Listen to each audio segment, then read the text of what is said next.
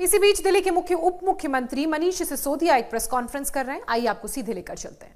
हुई सरकार से छिपा के, दिल्ली के मुख्यमंत्री से छिपा के, दिल्ली के गृह मंत्री से छिपा के ये साजिश क्यों की जा रही है? इस पर जब मैंने भी बयान दिया, अपना स्टेटमेंट दिया, तो उसके बाद केंद्र सरकार फिर थोड़ा बैकफुट पे आके केंद्रीय गृह मंत्रालय ने एक बयान जारी किया कि नहीं साहब, हमारा स्टैंड तो ये है। अब सवाल उठता है कि अगर केंद्र सरकार का स्टैंड ये है और दिल्ली सरकार बार बार अपना रुख साफ कर चुकी है कि किसी भी तरह के अवैध प्रवास को, रोहिंग्याओं के किसी भी तरह के प्रवास को दिल्ली सरकार दिल्ली की सुरक्षा के लिए, देश की सुरक्षा के लिए खतरा मानती है, वैसे में उनको फ्लैट देने की किसी योजना का तो सवाल ही नहीं उठता। केंद्र सरकार का गृह मंत्रालय कह रहा है कि हम नहीं कर रहे, फिर ये कर कौन रहा था?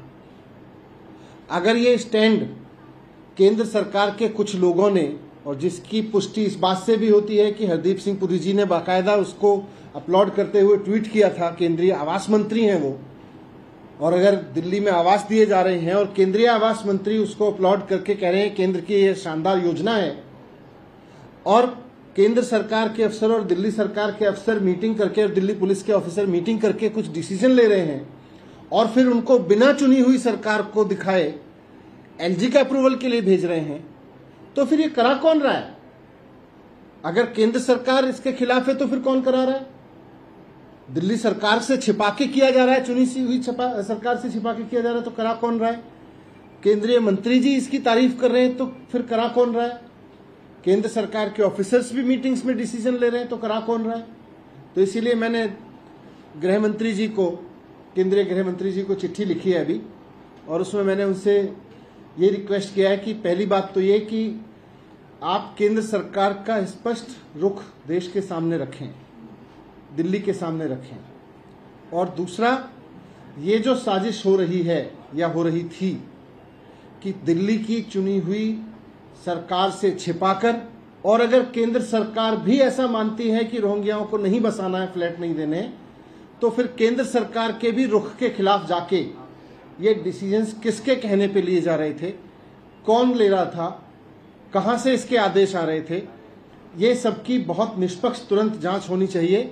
और जो भी लोग अगर केंद्र सरकार के रुख के खिलाफ जा रहे थे तो केंद्र सरकार के रुख के खिलाफ, और दिल्ली की सरकार से, चुनी हुई सरकार से छिपा के डिसीजन लेना चाह रहे थे तो उनके खिलाफ सख्त कार्रवाई होनी चाहिए। ये मैंने केंद्रीय गृह मंत्री जी को अभी चिट्ठी लिखी है। मनीष जी, डिविजनल कमिश्नर ने ये तैयार किया था, प्रस्ताव किया था कि उनको यहाँ से शिफ्ट करके और पथरवाला में रखा जाए, और चीफ सेक्रेटरी ने उसको पास किया। उससे पहले ये एसडीएम के लेवल पे भी ये तैयार हुआ था कि उनका क्या विकल्प है, कहाँ पे रखा जाए। इस पूरी प्रक्रिया में कहीं से भी दिल्ली सरकार को रूप में नहीं, मैं इसीलिए बोल रहा हूँ कि फिर दिल्ली सरकार दिल्ली के मंत्रियों से नहीं पूछ रहे, मुख्यमंत्री से डिस्कस नहीं कर रहे, अचानक कोई एफआरआरओ की चिट्ठी आती है, उसके बेस पे एनडीएमसी को लिख देते हैं। फिर एक केंद्र के मंत्री जी कहते हैं, आवास मंत्री हैं जो कि हाँ बहुत बढ़िया है, फ्लैट दिए, आवास दिए जा रहे हैं, हम अपने तारीफ करते हैं सरकार की। फिर जब हम कहते हैं भाई चुनी हुई सरकार को तो पता ही नहीं है, पूछ ही नहीं रहे, फिर गृह मंत्रालय कहता है हमें भी नहीं पता, या हम ऐसा नहीं चाह रहे। तो फिर ये साजिश क्या हुई है, किसने की है, और किसके कहने पे की है, कौन लोग ये डिसीजन ले रहे थे और क्यों ले रहे थे? दिल्ली गवर्नमेंट के जो होम डिपार्टमेंट के सेक्रेटरी हैं, उनके वो भी लूप में थे, वो भी आप, मैं वही पूछ रहा हूँ ना कि जब केंद्र सरकार भी कह रही है, अगर केंद्र सरकार का ये रुख है, पहले तो केंद्र सरकार अपना रुख स्पष्ट करे, और फिर मैं तो स्पष्ट रूप से लिख के दे रहा हूँ। सर, आप ये जो फ्लैट वाली योजना है इसके विरोध में है, या फिर ये रोहिंग्या ही दिल्ली में नहीं होने चाहिए, आप इसके विरोध में है? नीति और विचारधारा क्या है? नीति और विचारधारा इस रूप में स्पष्ट है कि रोहिंग्याओं को किसी भी तरह के अस्थायी निवास के लिए, क्योंकि अगर कोई भी इलीगल माइग्रेंट है या इलीगल ऑक्यूपेंट है और वो देश की नीतियों के खिलाफ देश में रह रहा है, तो उसके खिलाफ तो केंद्र सरकार को एक्शन लेना चाहिए।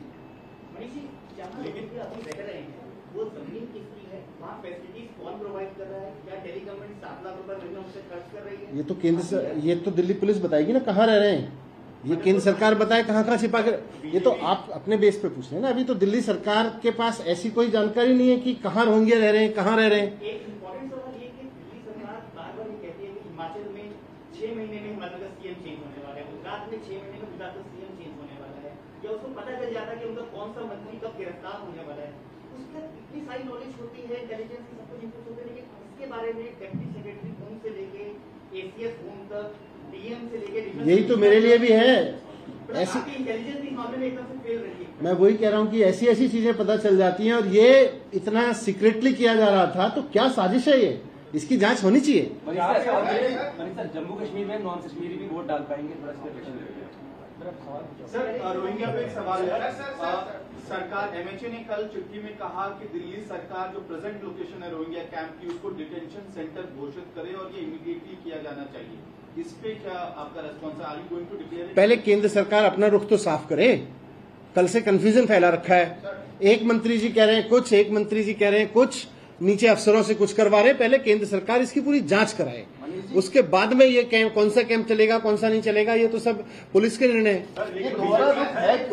यही तो हम पूछ रहे हैं। बीजेपी लगातार कॉन्फ्रेंस कर रही है, आज भी करा है। उन्होंने कहा कि उनको बिजली, पानी, तमाम सुविधाएं जो है वो दिल्ली सरकार मुहैया करा रही है और दिल्ली सरकार ही सब कुछ करवा रही है। उस पर आपका क्या? तो बताए ना कहाँ कहाँ रोंगे हैं, क्यों रख रखे हैं, केंद्र सरकार ने क्यों रखे हुए हैं, बीजेपी ने क्यों छिपा रखे हैं, किसने छिपा रखे हैं, और फिर पीछे से मीटिंग करा रहे हैं, क्यों करा रहे हैं?